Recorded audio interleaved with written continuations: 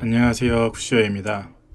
오늘은 외부 유입을 효과적으로 활용하는 방법하고 저품질 블로그를 활용하는 방법에 대해서 영상을 준비해 봤습니다. 오늘 알려드리는 이 방법을 잘 활용하신다면 저품질이 아닌 블로그는 외부 유입을 활용해 효과적으로 유입을 늘리는 것이 가능하게 되며, 저품질의 블로그의 경우는 자연적인 검색 유입이 없어도 사람들의 유입을 만들고 활용할 수 있다는 것을 알아가실 수 있습니다. 그러니 영상 끝까지 시청해주세요.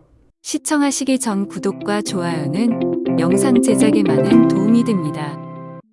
우선 저희가 흔히 말하는 저품질 블로그에 대해서 간단하게 설명을 드리자면, 저품질 블로그는 검색에 의해서 블로그로 유입이 되지 않는 현상을 말합니다. 제가 아는 선에서 저품질 블로그의 탈출 방법은 딱 한 가지가 있는데요. 문제가 되는 문서를 삭제를 하고 고객센터에 블로그가 다시 검색될 수 있도록 검색 재수집 요청을 하는 것밖에는 없습니다. 물론 이것도 복불복이라 한번 저품질 블로그가 되면 복구가 거의 불가능하다고 생각하시는 것이 좋습니다.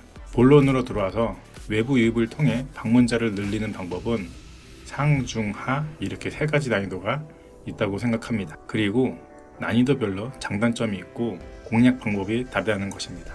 참고로 난이도의 기준은 저의 개인적 생각이며 이 점 참고 부탁드립니다. 첫 번째로 난이도 상은 활동 영역은 카페, 밴드, 커뮤니티 사이트, 카카오톡 오픈 채팅 등의 이런 커뮤니티 플랫폼을 이야기를 합니다.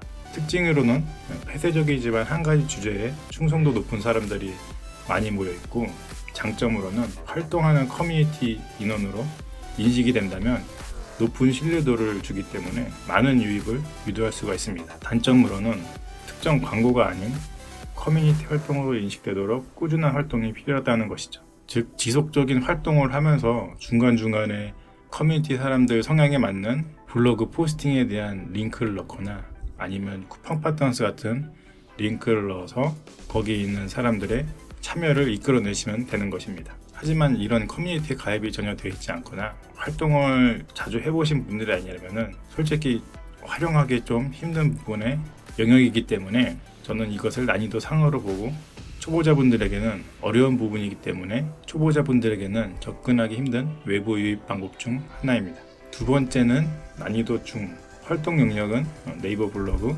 지식인 이렇게 되는데요. 특징으로는 국내에서 가장 많은 사람들이 사용하는 네이버의 플랫폼이고, 장점으로는 네이버 블로그는 여전히 이용하는 사람들이 많기 때문에 많은 수의 유입을 기대할 수가 있고, 지식인 같은 경우는 올라오는 그 질문에 명확한 주제에 대해서 타겟팅을 할 수 있다는 장점이 있습니다. 그런 것에 필요한 정보를 넣고 링크를 단다면 유입에 대한 확률을 매우 높일 수 있습니다. 단점을 보자면 티스트를 블로그로 유입하기 위해서 여러 가지 후킹 요소가 있는 글에 집중을 해야 되고, 때로는 이런 활동 때문에 지식인에서는 가끔 질문자가 광고라고 생각하고 신고를 넣는 경우도 있고, 네이버 블로그 같은 경우는 외부 유입에 대한 링크가 많으면 저품질일 경우도 있어요.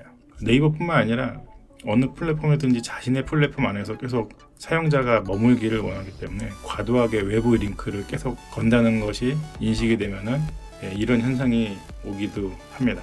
제가 난이도 중으로 설정한 것은 커뮤니티 사이트보다는 좀 더 자유롭게 글을 올릴 수가 있고, 글만 잘 쓰고 후킹 요소를 준다면 외부 유입을 좀 더 쉽게 이끌어낼 수 있기 때문에 난이도 중으로 설정했습니다. 세 번째 난이도 하, 활동 영역은 트위터, 페이스북, 카카오뷰, 빙글 등의 여러 가지 SNS 플랫폼을 주로 난이도 하로 설정을 했고요.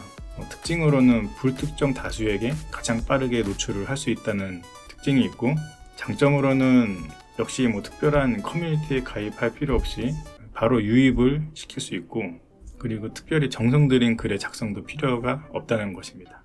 단점으로는 경우에 따라 좀 다르긴 하지만 단발성 유입만 많이 발생되기도 하고, 글보다는 썸네일에 좀 더 집중을 해야 유입이 가능하다는 것이죠. 이 SNS 플랫폼들 보시면은 페이스북이나 트위터나 하시는 분들 알겠지만, 거기는 글보다는 썸네일에 있는 글이나 그런 이미지를 보고 흥미가 있을 때 클릭을 하게 되거든요. 앞서 제가 난이도 상이나 하로 정했던 것들은 글을 읽고 그 다음에 그 후킹되는 뉴스에 따라서 밑에 링크를 클릭하는 방식이기 때문에 좀 차이가 있다고 보시면 될 것 같아요. 썸네일에 좀 더 힘을 주어야지 외부 유입을 일으킬 가능성이 높다는 것이죠. 최근에 생긴 지 얼마 안 된 플랫폼인 카카오뷰도 좀 추천을 해드리고요. 사용하는 사람들이 많다 보니까 유입도 꽤 많이 발생되더라고요.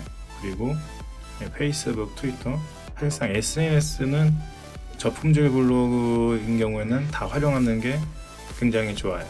어차피 검색 유입으로 유입이 불가능하기 때문에 이런 SNS를 좀 적극적으로 활용을 해주시고, 초보자들한테 외부 유입을 늘리기에 가장 접근성이 좋은 방법이라고 생각을 합니다. 이거 외에도 인스타그램 같은 SNS 플랫폼도 있는데, 인스타그램은 제가 제외를 시킨 게 SNS 플랫폼 중에서 링크를 유입하는데 가장 힘든 플랫폼이 인스타그램이어서 제가 제외를 시킨 거고, 그 외에 또 여러 가지 많은 플랫폼들 있잖아요. 유튜브도 있을 수 있고 틱톡, 그런 플랫폼들은 역시 난이도가 높아서 제가 상에다가 넣을까 하다가 그냥 제외를 시켰습니다. 유튜브에 계정 하나 만들고 영상 올린다고 많은 사람이 꼭 보는 건 아니거든요. 이거 해보신 분들만 아는데, 이거 외에도 뭐 여러분들이 아시는 그런 SNS 플랫폼이나 외부 유입을 끌어올 수 있는 것들이 있다면은 그런 것도 저한테 공유를 해주시면은 한번 활용을 해보도록 하고요. 오늘도 영상 끝까지 시청해 주셔서 감사하고요. 더 좋은 영상과 내용으로 빠르게 찾아올 수 있도록 구독과 좋아요 부탁드립니다. 감사합니다.